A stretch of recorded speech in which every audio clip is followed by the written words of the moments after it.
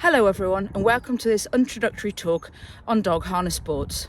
I'm Claire and I'm thrilled to guide you through the exciting world of canicross, bikejor, scooter, rig racing and even skijor, though you'll need some snow for that one. In this presentation we'll explore the basics, benefits and best practice of getting started with harness sports, particularly for the energetic and intelligent Border Collie. Have you ever thought about channeling your Border Collie's natural drive and energy into something that's not only fun, but also great exercise for both of you? Harness sports could be just that thing.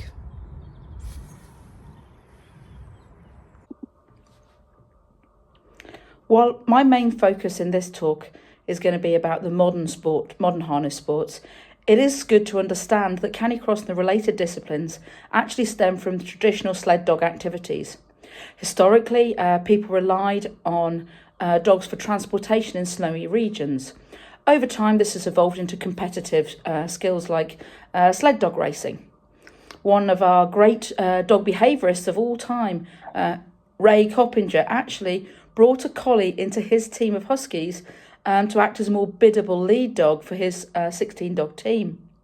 Today, we've adapted these activities so they're accessible to more people and more dogs, and no snow is required for the majority of these sports. These are sports that harness your dog's pulling instinct, which many breeds love, and Border Collies with their work ethic can also excel. But they won't cause your dog to pull. In fact, if anything, a dog that pulls naturally can be given an outlet which will actually support you training a dog not to pull at other times. Now let's have a look at the modern harness sports as they exist and how they're typically structured. Canicross is undoubtedly the most popular. This is running with your dog attached to you via a hip belt and a bungee line. Usually sprint events are 5 kilometres with shorter events for children and for beginners, but longer distances do exist all the way up to ultramarathon.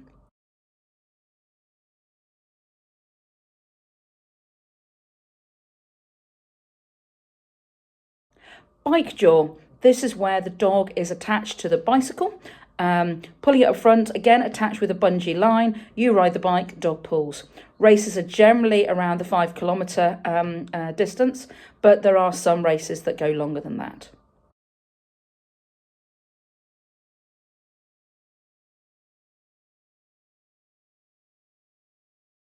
Scooter, very similar to bikejor, but instead of pedalling, you're actually standing on a foot plate, kicking, and that scooter has fairly large wheels.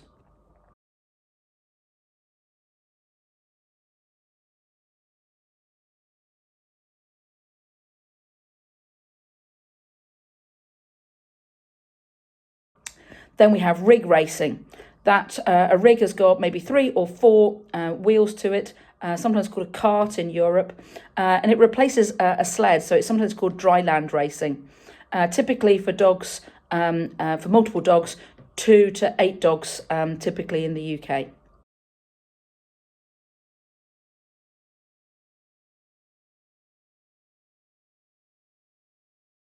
And then we have skijor and sled racing, the winter sports.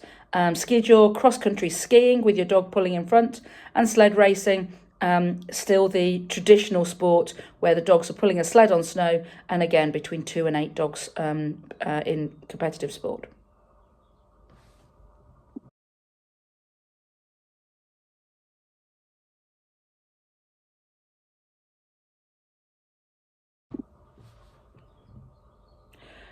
Modern harness sports focus a lot on speed. Organised sprint races are short, intense, and emphasise quick bursts of energy. They're very popular in clubs around the UK and beyond. Competitions can be formal or more fun runs, so there are lots of opportunities for newcomers to get involved.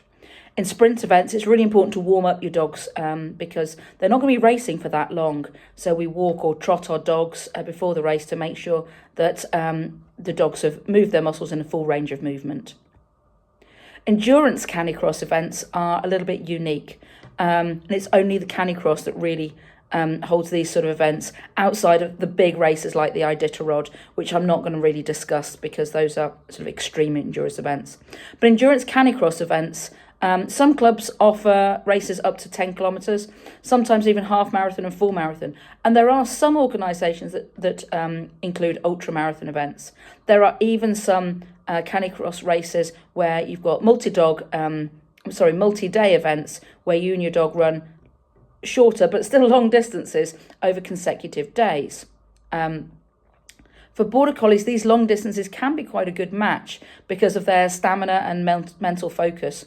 But training is key, building up from shorter runs for you and the dog, and always watching for signs of fatigue and overheating. During endurance events, hydration and nutrition become an important concern. Border Collies are hard-working dogs, so they can often push themselves beyond their physical limits. And in endurance events, it'll be normal for the human to be carrying water, carrying food for themselves and the dog, and to be maybe even carrying first aid equipment. What are the benefits of harness sports for dogs? Well, they're not just about competition. They offer tremendous benefits to all breeds of dog. First of all, physical exercise. Regular running and pulling in harness is excellent cardiovascular workout, helping to maintain a dog's healthy weight and great muscle tone. They also provide great mental stimulation.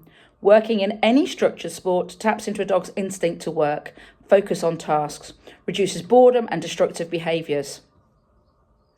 They're a great opportunity to bond. Collaboration builds a deeper bond between you and your dog. You learn to communicate through subtle signs and voice cues. And in fact, when you're canicrossing, your dog will actually learn to pick up on the angle of your hips and will know when you're going to turn left or right way before you give that verbal cue. And of course, then there's an opportunity for a social engagement. Attending races or just social gatherings is a great opportunity for you and your dog to meet up with different people and different dogs and have a social experience. There are some specific benefits for Border Collies. Border Collies known for their energy, intelligence and strong herding instincts. Harness sports can enable them to channel that high energy. So instead of herding your ankles or chasing cars, dog can direct their drive into purposeful running and pulling. Mental engagement, learning the cues to go left or go right, steady, pass other racing teams, or to be passed, is very mentally enriching for a dog like a Border Collie that thinks. It can actually help to mitigate herding-related behaviours that might be a behavioural issue. By giving them a job, you can reduce nipping, chasing bikes, or obsessive circling. If you give your dog an opportunity to chase in a healthy way, then they're much less likely to chase at an inappropriate time. And of course, most importantly, it builds an amazing bond between you and your dog. Collies thrive on teamwork, and harness sports encourage them to listen to you, to rely on you for direction, and it builds a superb connection. But because Border Collies can be so intense, it's really important to introduce them carefully, to start with shorter sessions when your dog's new to pulling, and to make sure that you get your dog physically checked over by your vet. Here are just a few photos of some of my mostly collie crosses, canicrossing or scootering with me.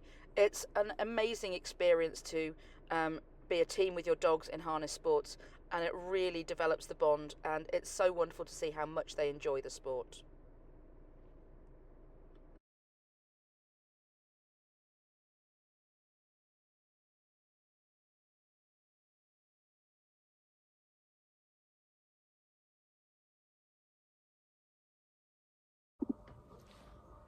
So you've decided to take up harness sports. What do you need? I'm going to assume you're probably going to be taking up either canicross or bikejor at this stage because the other sports require extra equipment. So you need a harness for your dog. And that needs to be a well-fitted, specifically designed pulling harness that doesn't restrict their shoulder movement or rub on any particular part of their body, particularly their armpits. Styles vary. X-backs are the traditional style of harness, but now there's a huge range of longer and shorter harnesses which fit all different breeds of dog. And I can absolutely recommend that you go to a really good quality manufacturer or seller, and so you can try on a variety of different harnesses. For you, you need a belt if you're going to do canicross, a belt that sits low on your hips that distributes the pulling force from your dog across your centre of gravity. You're going to need a line with a built-in bungee elastic section that reduces the intensity of the shock of the initial pull and makes the whole sport safer and more comfortable for you and your dog. If you're using a bike, you're going to need a mountain bike, and then you'll need an antenna which prevents the line from dropping and getting tangled in the front wheel. And if you are going to bikejor, you need helmet, gloves, and probably eye protection for you to keep you all safe. So here we've got some images of a variety of dogs in different styles of harnesses. There is only one way to get a well-fitting harness, and that's to try different harnesses on your dogs. We've also got some photos coming up of some people bikejoring with the appropriate equipment too. And again, I would recommend coming to a race or to a training session, meeting people that do the sport, and then you can assure that you are appropriately kitted out and it can enjoy the sport to its fullest.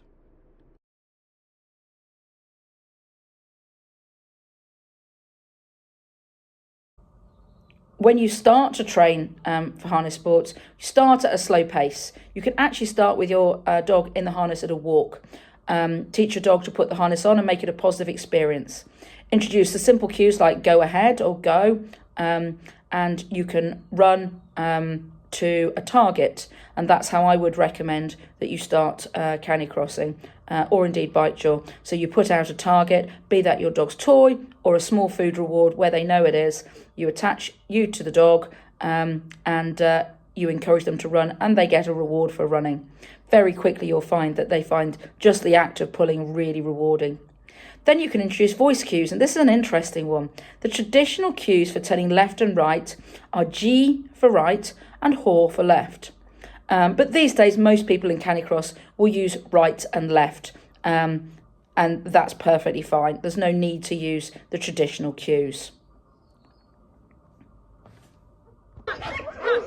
Here we've got some videos of me canicrossing with my two sibling crossbreed dogs, probably with some collie in them.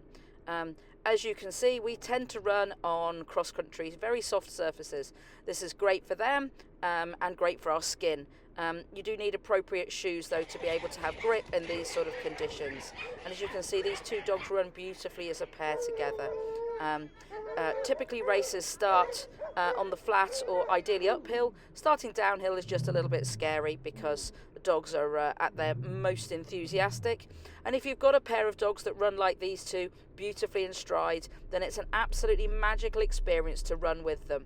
And these two dogs, because of them, they're siblings, they've got the same conformation and they run really nicely. You can also see their harnesses there working beautifully, not impinging their shoulder movement, equally staying clear of their underarms, so they can really drive into the harnesses, and they absolutely do for two relatively small dogs.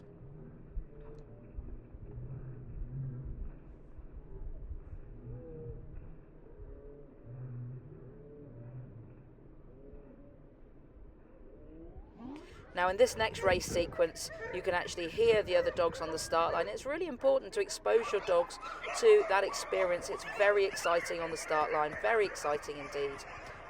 But equally, it's just as much fun to go out for a run and enjoy yourselves together. And here I'm actually canicrossing 3 dogs. This video was actually taken during lockdown, and I was actually teaching a PE lesson to the pupils in my school, and I'm encouraging to actually go out and get some fresh air. This is also a lockdown PE lesson, and I'm encouraging again our pupils to get out in the fresh air. Plus, it's actually the day after, very sadly, one of my school therapy dogs passed away, and so I'm encouraging them to get some fresh air and to do something fun in memory of Stride. And by getting out in the fresh air, it's great for our mental health, but it's also good for our dogs' mental health as well. There is nothing like getting out in the fresh air. And the dog on the right is a relatively young rescue to me, and at this stage he hadn't got a great recall, and so getting out canicrossing was a really good opportunity for him to travel further while I was still training his recall.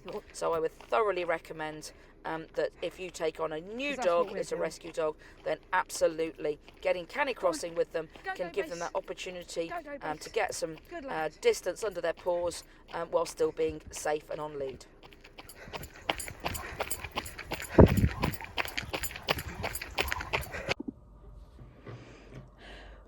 Lastly, you need to find a local community or a club so that you can actually run together.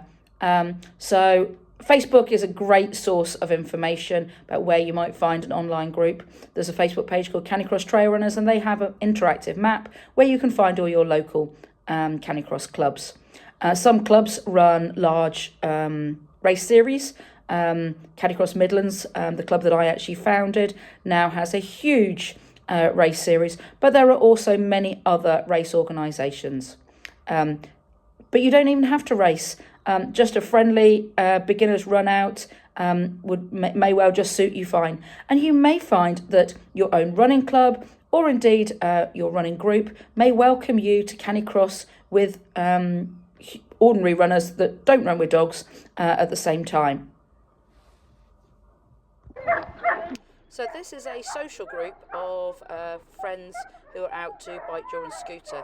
It's really important when we're on wheels that we make sure we've got appropriate permissions and insurance to use land. This is private land that we have permission to use, but you can't just bikejor or scooter on public land, whereas you can canicross wherever you want to. Some public land you require a permit, or the ideal is to bikejor or scooter where you're allowed you have a landowner's permission to do so on private land. Here I'm scootering with two dogs, a collie cross on the left and another mixed breed on the right, and most of the dogs up in front of us are collies or collie crosses of some sort or another. And we are out in woodland, which is privately owned, and where we can exercise our dogs and have a great deal of fun. Yes, they really are doing 22 miles an hour at that maximum speed there, and they can get even faster than that. So it is very important to make sure that you have got a helmet on and gloves and goggles, that your bike is appropriately serviced or your scooter is serviced and it's got good brakes. Absolutely, you need hydraulic brakes. Old school V brakes just aren't going to cut the mustard if you do need to stop. You also need to train your dog to be obedient when they pass other dogs and passing other teams, and we'll have a look at that in a little bit.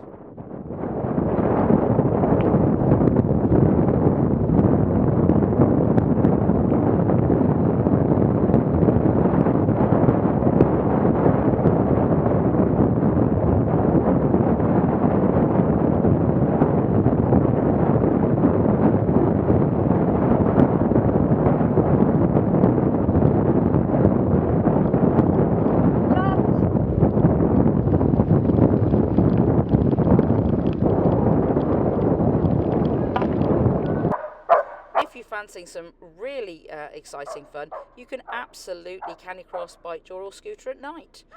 In this case I am scootering, and in front of me a friend of mine is bikejoring. This is purely a social fun ride for our dogs, and it is great fun. It's probably common sense to avoid areas where you know there are lots of deer, or to make sure that your dogs are trained to ignore distractions. Now the dog on the left is a little overexcited at this point, and so he is mouthing the dog on the right. These are my two dogs, I'm the one scootering them, I know them well, and the dog on the left is young, inexperienced and a little bit rude, but the dog on the right is incredibly tolerant, and I trust her implicitly not to redirect back. If you have a dog that does redirect like this, then it's best to perhaps run them one dog first of all, and I did a lot of that with Darwin to stop this behaviour, but this is a highly arousing thing to do at night, and it is really good fun. And yes, 17-18 miles an hour at night feels incredibly fast when you can't see what's going on around you, and absolutely you need to be appropriately equipped to do this sort of thing.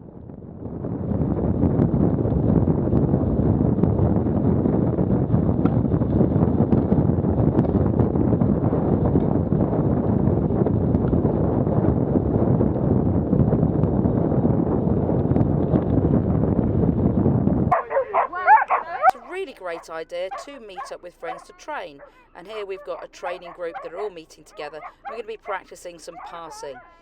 dogs being able to pass without interfering with each other is a really important part of the sport. And here I've got Nifa, my really most experienced dog, because she's going to be the stooge to allow young, less experienced teams to experience being passed and to pass her. And as you can see, there was a lovely clean pass just there with a pair of dogs. And now we're approaching this cyclist with a collie. He's a young male collie, and so we're going to pass to enable him to have a really positive experience before we try and take on this next scooter pair. Nifa was well known as a very, very experienced stooge dog who would help provide positive experiences for other dogs to enable them to learn and never to experience rudeness from another dog.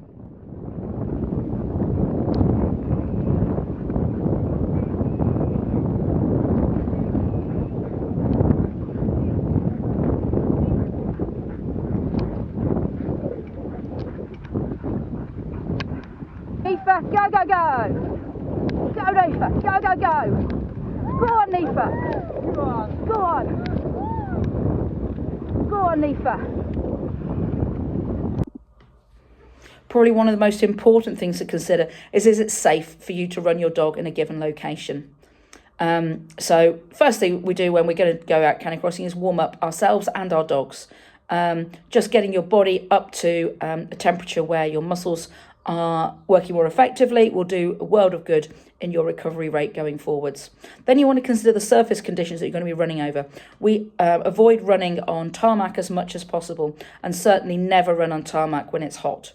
In fact, we'll come on to temperature in a moment. So ideally, you'd be looking at cross-country or trail running as a more suitable surface for your dogs. Weather. Now, Border Collies can cope with the coldest of temperatures that the UK can offer, and then some. So there's really no worry about that. Your dog will be able to run without any form of jacket in the harness, well below freezing, and no problem at all. But high temperatures is another matter entirely. A dog that is driven and works hard is vulnerable to overheating. And so it is typical in most UK sled dog races, harness sport races, that no dogs would race if the temperature goes over 20 degrees. And in fact, many choose to drop dogs sooner than that. Above 16 degrees, it's getting very marginal if you'd want to race a particularly driven dog. That might be different in long distance racing if your dog can understand the difference between a flat out sprint and a more gentle pull, which they can manage for a longer period of time. But it is never worth risking overheating, because that is such a high risk of actually resulting in the death of your dog. It's just not worth it. Build up the distances and the intensity that you race gradually, and keep an eye on your dog for signs of stress, particularly excess panting or any sign that their harness or their equipment is becoming uncomfortable. Then you need to decide, do you want to race or do you just want to enjoy yourself? So there are canicross events for everybody, right from the total beginner to the close to professional athlete. So many clubs host races throughout the season. In the UK, starts in the early autumn, sort of September time, and usually ends at Easter. For Border Collies, short sprints can be a great outlet for their lightning quick energy, but endurance events might also appeal to their stamina. You don't need to race to enjoy these sports. Casual group runs or just fun training sessions on your local trails can be just as much fun. The social side often provides great new friendships for both us and our dogs. In a group setting, though, it's important that your dog is comfortable around other dogs. Sudden bursts of movement at the start can be exciting, so it's important to practice proper restraint and ensure that everybody is comfortable when you actually start to move off. Border Collies are often driven by the sight of movement, and it would be perfectly natural behaviour for them to try and nip at somebody else who's moving. So give each other space when you start to canicross. Your dogs will soon learn to understand what is required of them, and there's absolutely no need to push your dog to race sooner than you're ready. So this is actually a race venue, when I actually founded Canicross Midlands, and here myself and one of my friends are actually checking out a race course, ready to make sure that it's a safe and smooth course, ready for our competitors to arrive. I'm scootering with 2 dogs, she's riding ahead with 2 dogs. It's really important, as you can see here, to have great directional cues for your dogs. When you're on a scooter or a bike, you can't influence them except using your voice cues. So it's important that when you ask them to turn, they actually do make that turn, or you could end up with a bit of an accident. These 2 dogs are very experienced indeed and have great directional cues. When you canicross, it's a little easier. Dogs are a little bit closer to you, typically on a shorter line, and you are more in control of the speed, and that you can actually choose how fast you run. You just saw there the image of the front of my scooter, and it's a wonderful piece of equipment, and I do thoroughly recommend scootering. It is really good fun.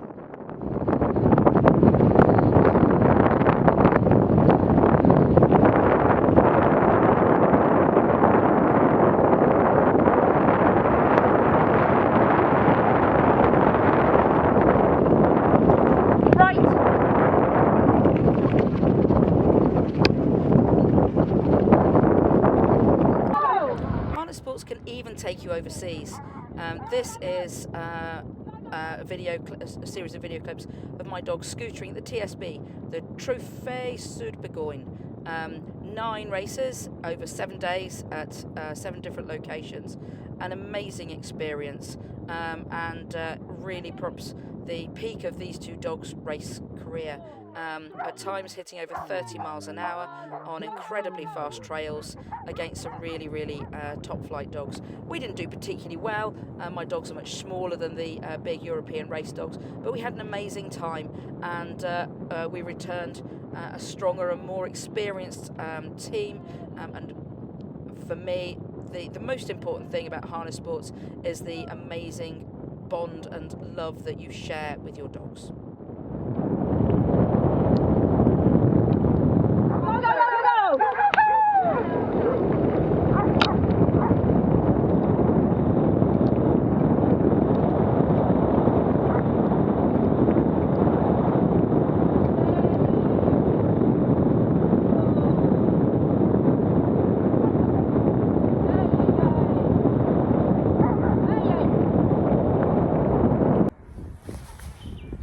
Harness sports can be an incredible outlet for your Border Collie, combining physical exercise, mental stimulation and a strong bond with you.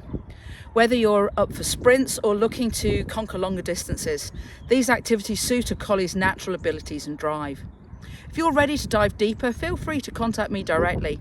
I'd be delighted to offer more guidance, provide recommendations, or help you find a local club. Together we can make sure that you and your Border Collie have a positive, safe and utterly enjoyable harness sport experience.